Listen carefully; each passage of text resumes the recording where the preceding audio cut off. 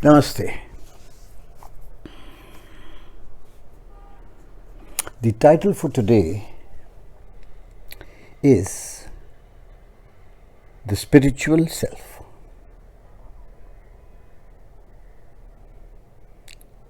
I think we should first discuss about what is the self. Meaning, what is this personalized self, this individual self that we call as the self? Because there are so many selves, it's very confusing. The biological self, the mental self, or the thinking self, or the ego self, or the spiritual self, the feeling self. I don't know how many cells are there, I can't think of any more. So, there are many selves. What is the self?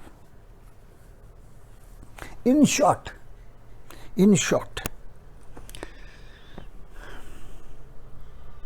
it is the awareness of our uniqueness. Can you imagine?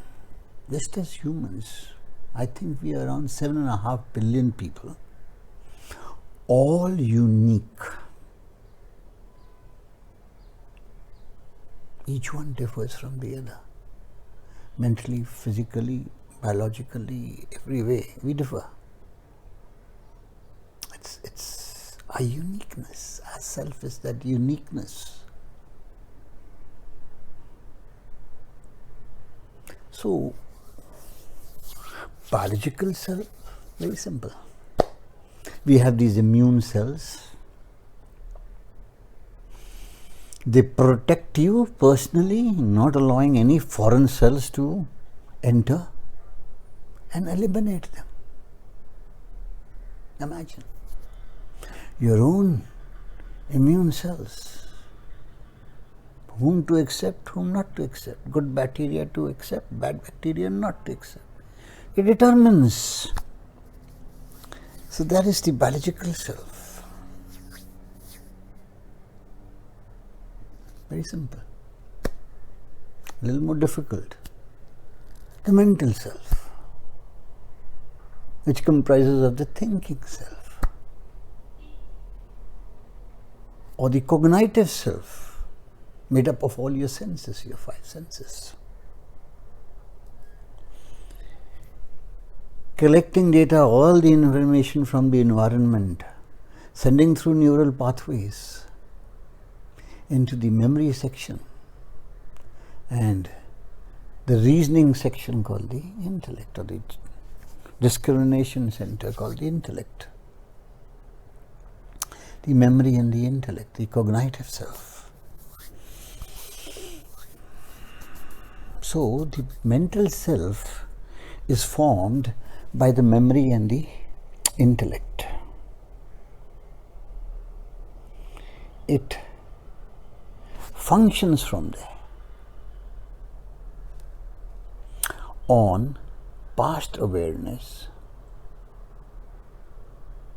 subconsciously, in auto mode, in an unconscious manner, because your memory tells you what to do. It tells you even your name, your gender. It reminds you of everything. So whatever past information you have, that is projected into the future. That is what all thoughts are all about. Your thoughts,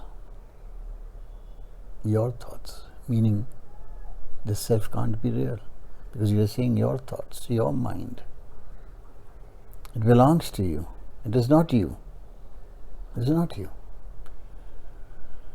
So anyway, which makes you think, and thinking is always connected to the past, collecting data from the storehouse, the memory, and projecting that into the future.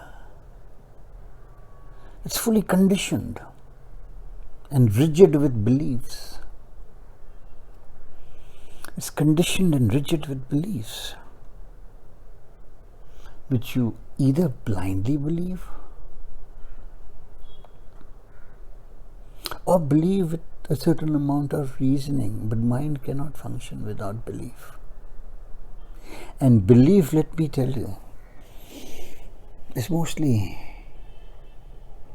unverifiable, especially those blind beliefs which you have. Just because your feeling says so and your desire says so, so you start believing. Whether it's verifiable or not, you don't care. So the thinking self is very weak. First, it's an auto mode. It's an unconscious mode 98% of the time, working subconsciously. Like if you've learned how to walk, you don't have to learn again how to walk. Or if you have memorized something, or if you have learned something, you don't have to learn again. It comes out from your memory. Simple as all that. The memory keeps on receiving what is important, it retains what is not, it sends it out. So it's like that. And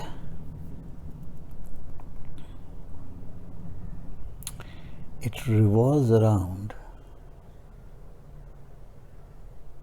your conditioning revolves around expectations.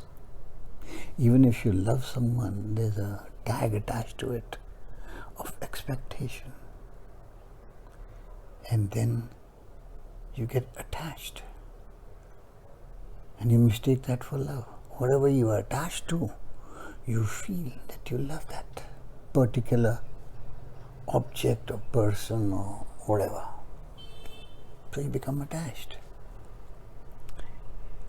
You have a lot of expectations. And through your attachments, you accumulate. You have prejudices, biased into this or that for your likes or dislikes, for the sake of your me, mine, and myself. So the thinking self is a very selfish one. It's primarily concerned for your self-preservation.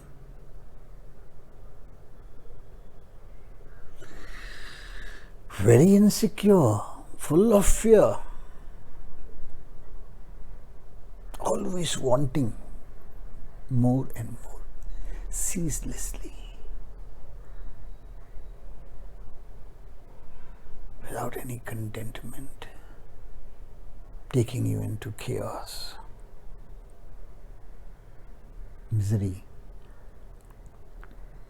subconsciously without you realizing it. It's your mind, which is on a roller coaster ride. It is dependent on the past, meaning stuck in the past, like a pendulum going into the future, past to future, bypassing the present. Mind cannot be in the present, the cognitive mind, the cognitive self. It relies, depends, extracts, does everything from the past, thinks, and takes it into the future, towards its desires. Desires is always for the future, a want of something in the future.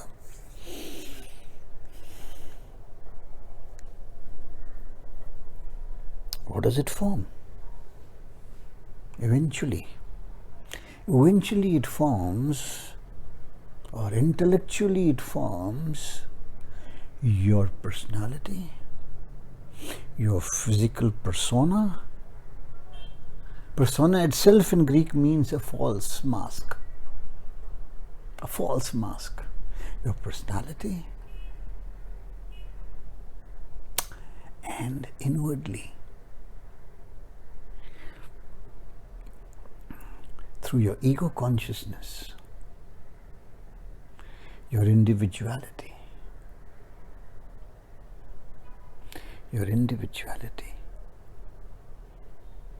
your ego, your feeling of superiority, your feeling of that I am something.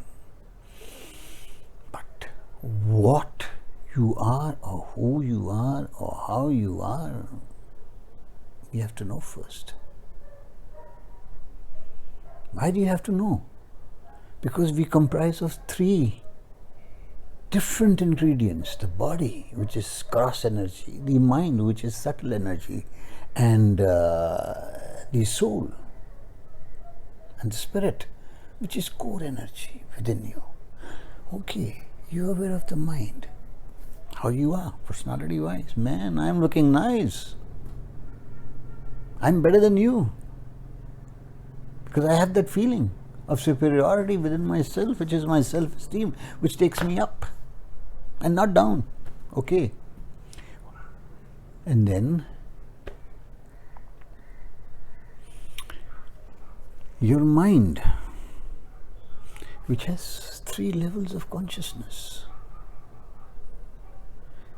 The subconscious, 98%, as per neuroscientists of today, not me, 98%.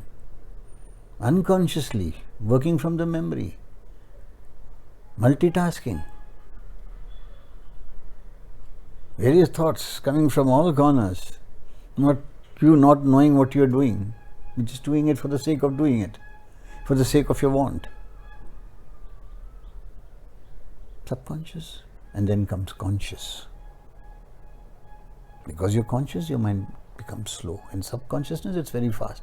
That's why you get a lot of material benefits, technological benefits, various other sorts of benefits from the outside world. But when you become conscious, it becomes slow.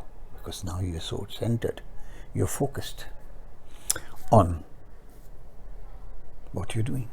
You become aware. And then it's the superconscious, where the soul and the spirit reside. So, the subconscious and the conscious mix up your ego consciousness, your self-consciousness, and that's what mind is all about. The thinking self, and then you have the superconscious as the spiritual self, which is the silent zone, the thoughtless zone, the choiceless zone.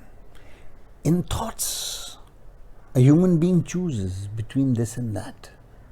It has the power of choice, which no other living creature has. You have the power of choice. In the superconscious section,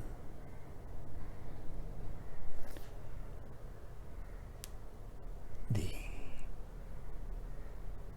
consciousness is pure, it's impersonal, it's impartial, it's uninvolved with the thinking mind, it is unaffected by the functioning of the thinking mind. It merely watches, the spirit merely watches. And the mind does not know about it. So it becomes dormant, it becomes asleep. It needs to be activated by the mind.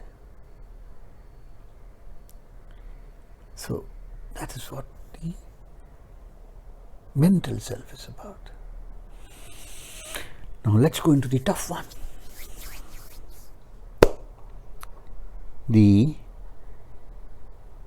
spiritual self. Like I said earlier, most of us, or many of us, do not know what the spirit is, what the soul is, how to be spiritual, etc., etc.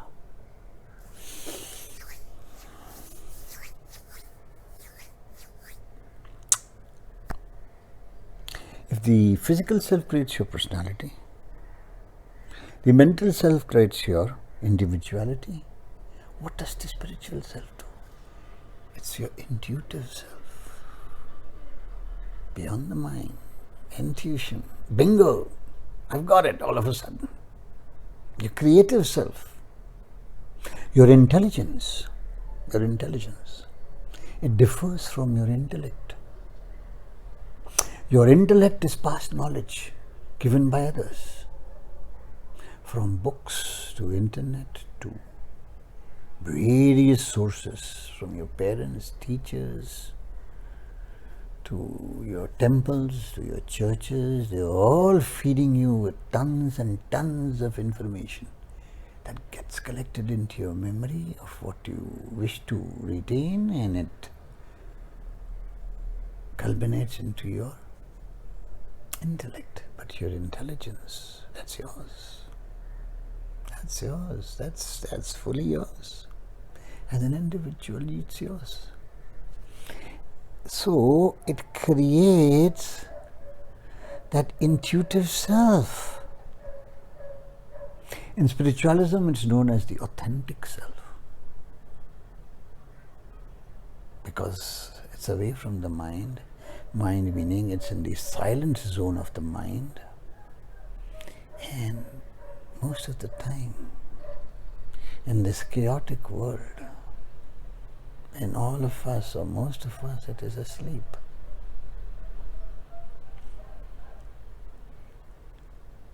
It does not require any mental effort. All it requires is your alertness, that's all. Most successful people are very alert. And because of that alertness, they become intelligent. Why? Because alertness awakens the intuitive self, the authentic self, the hidden self within you, the spiritual self. It awakens that. And then what happens? What happens?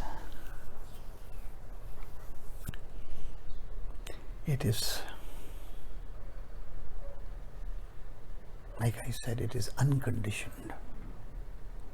It is pure. And in its pure self, effortlessly, it witnesses. And when it witnesses, your mind becomes aware. The moment you see somebody looking at you, you become aware. Your mind becomes aware, and it becomes conscious, and there's a pause. And there's a pause. So, what does the spiritual self do? It's called the witnessing self. It's called the witnessing consciousness in the subject of spiritualism, because it only silently, impartially, impersonally watches and witnesses. Just witnesses. It's the observing self. By science, the observer effect. Observing means watching. It, from the observer effect phenomena, it creates your reality. It influences your reality. That's the principle of the observer effect. So if the mental self gives you an identity,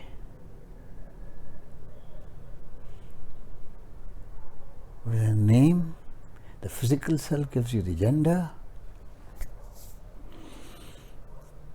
the soul makes you the witnesser, unaffected, like the witnesser in the court. The witnesser who has witnessed a certain happening, a certain event for which he or she is called to the court, is unaffected, is uninvolved, and his statement is taken as evidence. Evidence. Because it's the most authentic. He's not biased. He's not conditioned to any happening of that event. So that's how it is. So, spiritually,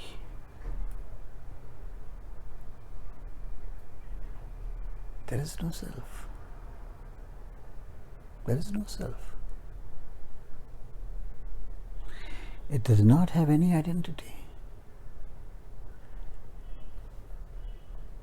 The witnesser is the soul, containing the spirit. And the spirit is the witness. It's a flow of metaphysical energy. So in the metaphysical realm, you are an I-less state. I-less. There is no I in it. There is no me in it. There is no mine in it. It's an universalism. It's that cosmic energy which has entered, the absolute non-dual energy residing in the mind. It's that thou art that. It's that divine within you.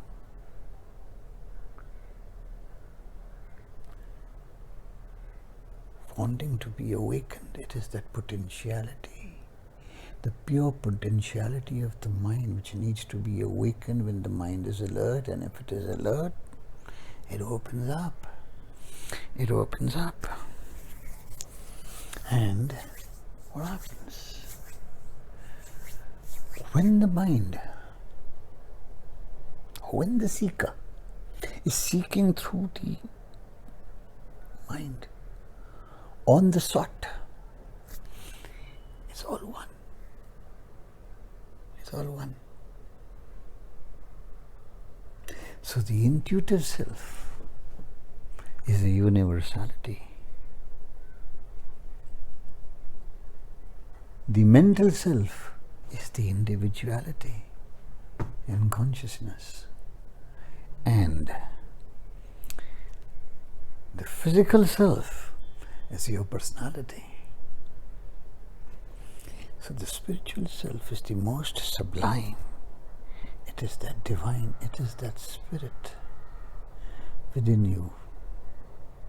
And when the mind starts going towards the witnessing self, meaning towards the higher consciousness, you are then supposed to be becoming spiritual. You become spiritual that way. Thank you very much.